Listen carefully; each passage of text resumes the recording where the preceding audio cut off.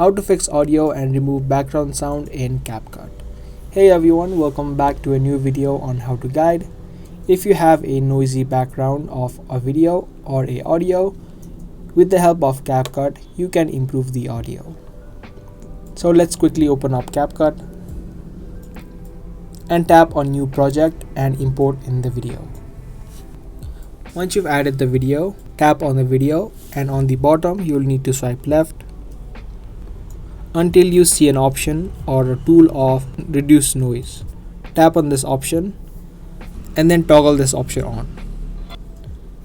And the noise reduction process will start within the CapCut app. If your video is long, then it might take a few more seconds. And after the process is complete, you can try to check. You can see the background noise will be removed from your video. You can do the same process if you only have the audio, and you can also remove the background noise within the app of CapCut.